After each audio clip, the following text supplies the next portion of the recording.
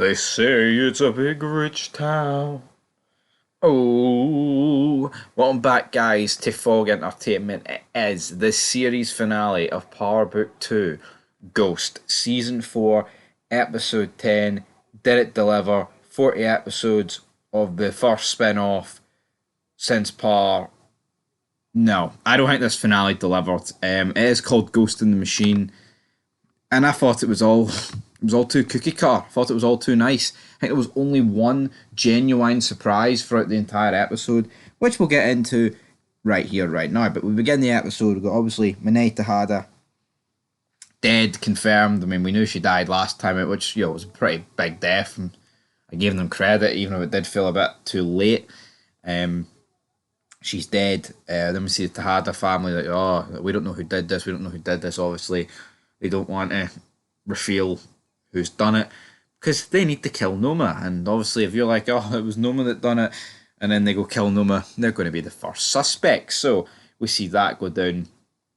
I think the pacing with Power's just all over the place. Like, you have the Tejada family like bitching at each other. Then, like in the very next scene, they're like, all right, we've phoned these guys. We're going to go in. They go into a compound. They wipe out all Noma's men. They think Noma's going to be there, but it turns out her daughter's there, and they take Anya. Meanwhile, we've got a few scenes with Carter and Tyreek, and they're like, oh, we need to get some leverage on Carter.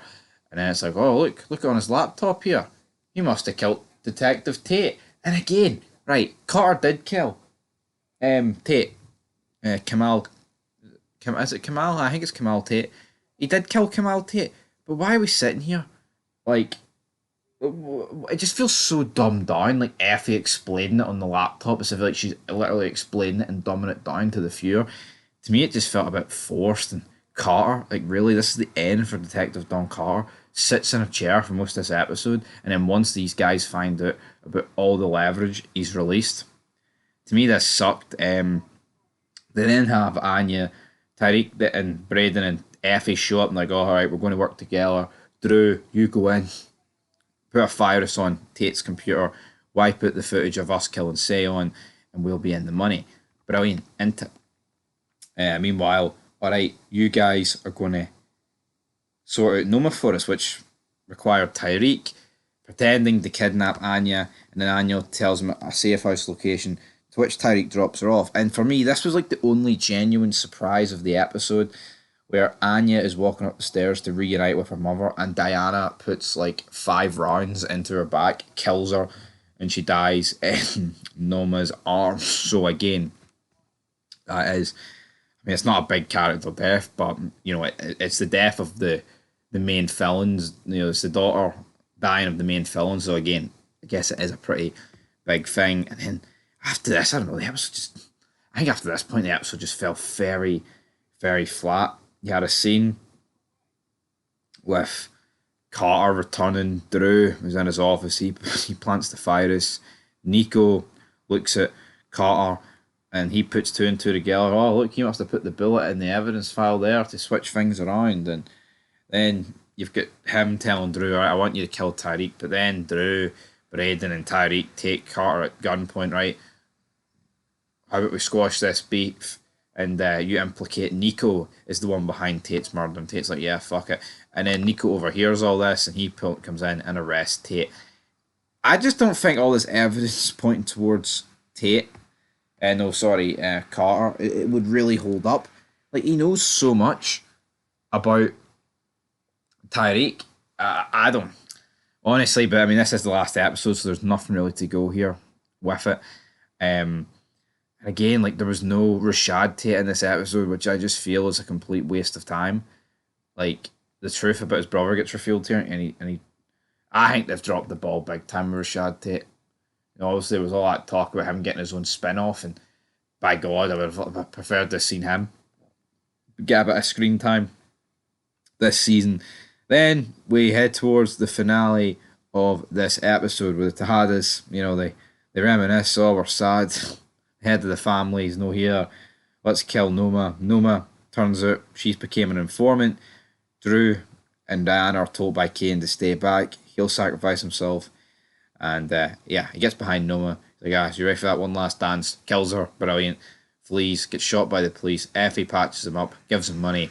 Kane's away. Braden lives, Effie lives, every member of the Tahara lives, Tyreek lives, and it's like really all these like young up and coming people live. I don't think that's the correct decision for me, honestly. I'm kind of baffled by the decision to keep them all alive. To me, it doesn't. To me, it doesn't make much sense. If I'm being honest, like we can't kill any of them. And then like the episode, like it just kind of fucking peters out. Like Noma's brother didn't give her any backup, so that's why she had to turn informant. Davis gets, you know, becomes a lawyer again. He's no longer disbarred. We see the return of Agent Rodriguez and not Kenny, Jenny Sullivan again, and then like Tariq meets with Noma's brother, and he's like, so you'll be a ghost. Yeah, I'll be a ghost, mate. And I felt like this episode just ghosted. It wasn't that good. I'm sorry. I'm not sorry, but I expected so much more. I was like, right. Like, I mean, see Braden, Effie, right, Tyreek, and the three Tejada siblings. I think not to kill one of them throughout the duration of this show is fucking criminal. I actually don't really understand why that's not happened. I don't. And like the episode ends, Tariq, he speaks with Tasha. Oh, you'll have to set yourself up, Mom, somewhere not in Chicago or not in New York. Sorry, that's you. Sort it. But I can't come with you. I need to separate being in the game and my family. I don't get this for Tyreek. He has made enough money in this line of work to leave. Like there is no two ways about it. He could be with his mum, but I mean, I get it. People are in the game, and the game is rigged, man. There's no getting out and all that talk. But I actually do not understand Tyreek's logic. He could have got out so easy, and like I said, he's in the game, and then he's like, yeah, like a ghost, and it fades to black. We do get a post credit scene, which I'm not going to get into here in the review. I'll make a separate vid on it, but looks like there's going to be a certain Tyreek St. Patrick going to Chicago, which I welcome. But that is it for Power Book 2. For me, a show with a lot of potential. It's not a prequel. It was taking place in New York. A lot of returning characters, a lot of new characters, but overall, I think this finale flopped, and I'll give it. I'll give it a 6 out of 10. I mean, a 6 out of 10 is not a horrendous rating, but it didn't. It was all too cookie cutter for me.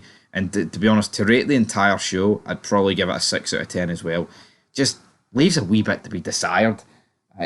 But anyway, 6 out of 10, guys. Leave your thoughts down below. With more vids coming about the finale soon. But until then, peace.